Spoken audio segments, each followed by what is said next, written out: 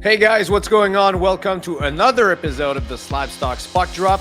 Yes, it's July. Yes, it's the summer. It's very hot outside, depending where you are on the planet. But here, the news keeps on coming in the hockey card world. The draft was just last week. The free agent frenzy is still going on, and a lot of questions for a lot of teams and players impacting the card market are still up in the air. And let's cover that in this week's episode. What's up, hockey lovers and cards lovers as well? My name is Greg. I am your French-speaking, hockey-loving host, and it's a pleasure today to have you here for another episode of the SlabStox Puck Drop. We are in the off-season. The Stanley Cup was won in the West. Oh, didn't intend to do that. Stanley Cup was won in the West by the Las Vegas Golden Knights. And a guy actually that we know very well here in Quebec, Jonathan Marchessault, won the most valuable player, the Connie Smythe Trophy. Great story there for the Vegas Golden Knights. And since then, seems like it's been months already that the Stanley Cup was won. There's been a lot going on. The NHL draft was just last week. And as everyone knew, Connor Bedard was the number one overall pick with the Chicago Blackhawks. There was some shakeups in the top five. Actually, Leo Carlsson was the second overall draft pick, which we didn't expect. We could have probably expected it, but everyone thought Adam Fantilli was going at number two. Actually went number three with the Columbus Blue Jackets. This will be interesting with a great pool of talent that's already in Columbus. Fantilli will not be playing in the NHL next year. That we already know, but we will see what the future holds. And as well as the San Jose Sharks, who drafted fourth. Montreal Canadiens drafted defenseman at number 5. And Matvei Michkov, which is also one of the most amazing talents out of this year's draft, went at number 7 with the Philadelphia Flyers. Can't wait to see how this one unfolds. There was a lot of controversy. A lot of people thought he was going to San Jose. But San Jose drafted Will Smith. A lot of people thought he was going to Montreal. Montreal went with David Reinbacher. So let's see. Actually, as you know, the draft in the hockey world takes a lot of time to actually judge and see what was the right pick. But let's hope that all these amazing young players will actually have great careers in the NHL and with their organizations. But now, a lot of questions also. The free agency, there was a lot of trades also going on in the past weeks.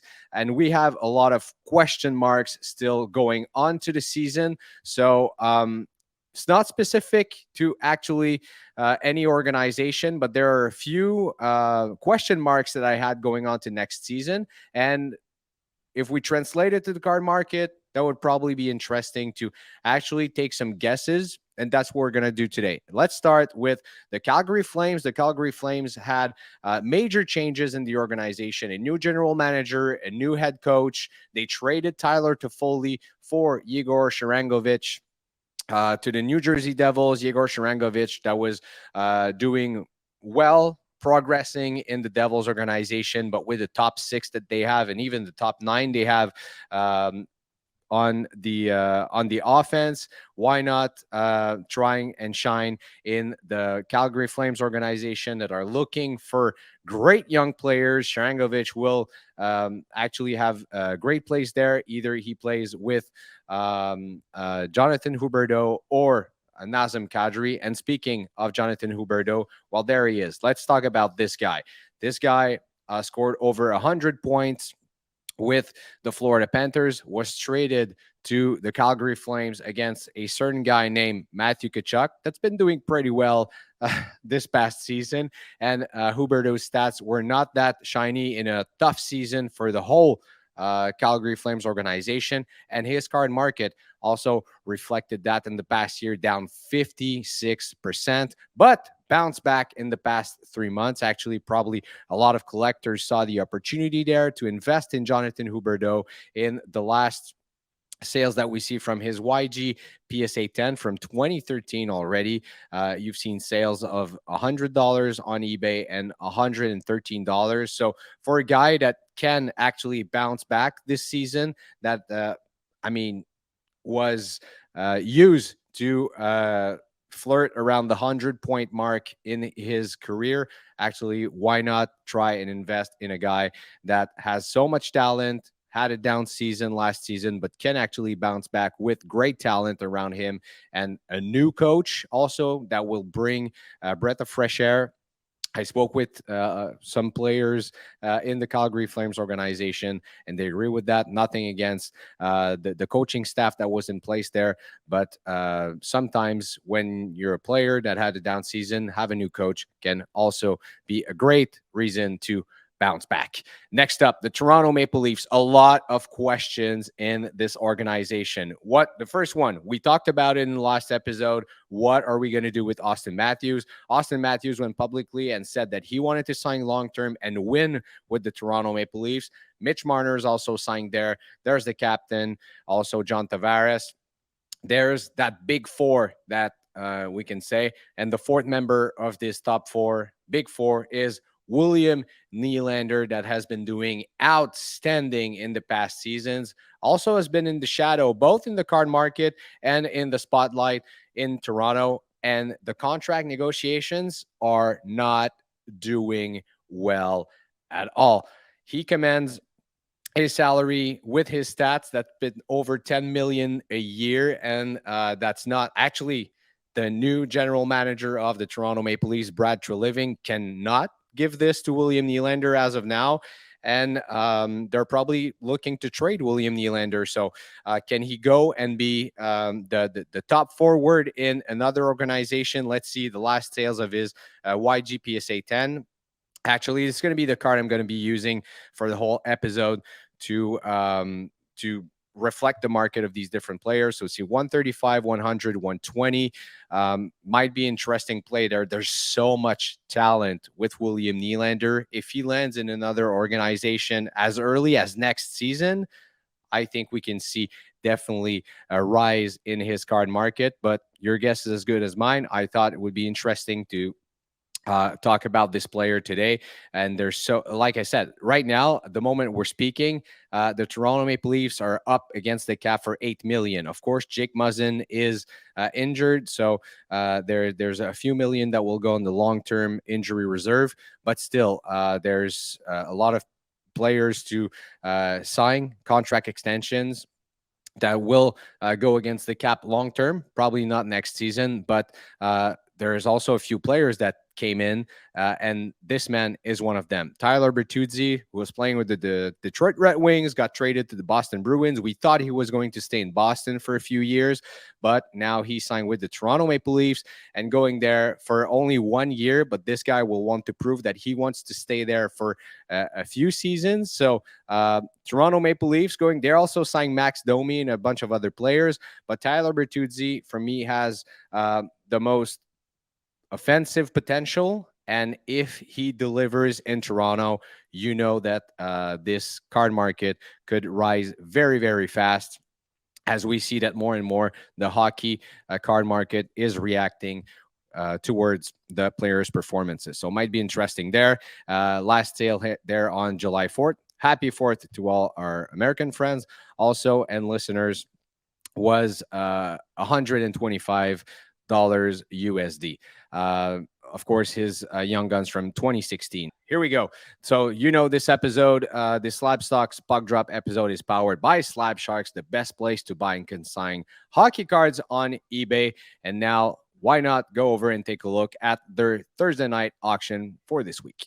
Let's go over and take a look at SLAB Sharks eBay account with all of these auctions ending on Thursday night. Almost 500 hockey cards ending on Thursday night, and a few big names out there. We were talking about Austin Matthews. Well, here he is, and one of these cards you don't see that too many often. His Future Watch auto patch out of 100 already at 4,000 Canadian dollars on this auction, and a 2005 The Cup Alex Ovechkin limited logos out of 50. Pretty rare piece. A lot of Ovechkin, actually, if you're looking to take the offseason and invest in Alex Ovechkin in that run for the record he's going for. Well, now is the time because in the past few weeks, we've seen a few of his rookie cards on the SLAB Sharks eBay account and on these Thursday night auctions. Um, a lot of great cards, a lot of Connor of McDavid as well. Rookie, his Young Guns actually is a good buy right now, but look at this Gretzky red PMG out of 100. Amazing looking card. I like the fact that there are also a couple of vintage quote unquote hockey cards in this auction. If we go down, also a lot of other Alex Ovechkin, Austin Matthews, and that Pasta Future Watch could also be a great buy. I like the amount it is right now at 355 with just over a day to go. And yeah, that's the one. You know how hockey collectors loved the Panini cards that were made for just a few years. And look at that Patrick Roy auto out of 25. That Montreal Canadiens patch is amazing. Could be a great card. Once again, you don't see these too many often. I like seeing rare cards on auction also in the off season, so collectors could get a great deal on these cards and actually add them to their collection. And let's end on this one here. Mr. Hockey, Gordie Howe signing this Sign of the Times SP Authentic 2001. Why not grab this Gordie Howe? So head over on Slab Sharks consignment eBay account and take a look at this mega auction. Like I said, almost 500 hockey cards ending on Thursday night. All right. So we're talking about moves. We're talking about question marks. Well, big question mark as well. Why not talk again of the Montreal Canadiens? I thought it would be interesting to just speak about what happened. Of course, they drafted David Reinbacher as a defenseman. So long term, we will see how his cards are going to go. But for now, they made a big question mark trade. They went and traded their late first round pick, second round pick as well. So 2 picks, and also defenseman Gianni Fairbrother for Alex Newhook. That was also himself a question mark in Colorado. When Nazem Kadri quit the organization, we thought that Newhook was going to step up. They told him they were going to give him the chance of having a lot of offensive time, top 6 time, and that didn't reflect at all on Newhook's performances last season, and his card market tanked. Just before the draft, see a PSA 10 of his last year's YG from 2021-22 sold for $25. Once again, a PSA 10. And as you know, when a player gets traded to Montreal, we saw it last year with Kirby Dach, well, his card market boomed. And just a few days after the day of the trade, $114 USD for the same card, and Card Ladder establishes the value now at 142. Of course, the market settled down a little bit. You can now find his cards at around $80 USD. Might be interesting there because a lot of people here in Montreal are saying that this could be a great gamble by the Montreal Canadiens general manager Kent Hughes if he can establish himself as the second center there and have Kirby Dach on the wing on the first line there with Cole Caulfield and Nick Suzuki. That would be interesting to see him. Sometimes all a player needs to perform is just a change of scenery, and hopefully that him going to Montreal reflects that as well, both for his career, for the Montreal Canadiens as well, and for his card market as well. And last but not least, the Ottawa Senators also have a lot of questions, and starting with this man, Alex DeBrincat, that they traded for actually from the Chicago Blackhawks last season. 27 goals, 39 assists, 66 points. And look at his total points with his total games in the NHL. Alex DeBrincat is a stud, and he wants to sign.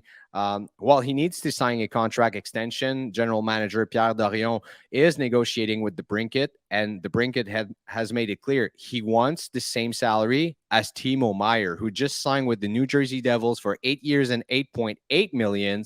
And we're not ready to give this to Alex DeBrincat as of now. So how's it going to unfold? Are we going to have Alex DeBrincat in the lineup for the beginning of the season, or are we exploring trade proposals from different teams?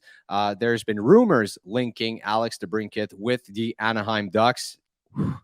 Imagine Alex DeBrincat with Trevor Zegras, with Mason McTavish, also now Leo Carlson joining the organization. That would be a lot of talent on Anaheim's offense. As you see, his card market unfortunately tanked in the last year, and the last PSA 10 of his YG from 2017 sold for $68.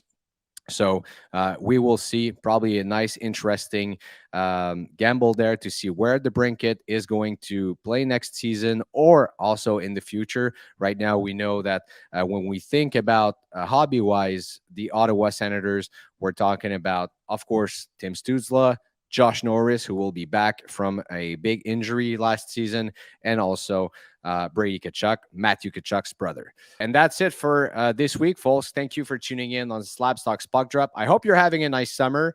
Can't wait for the hockey season to start for sure. Thanks for tuning in, and we will see you in 2 weeks for another episode of the SlabStox Puck Drop.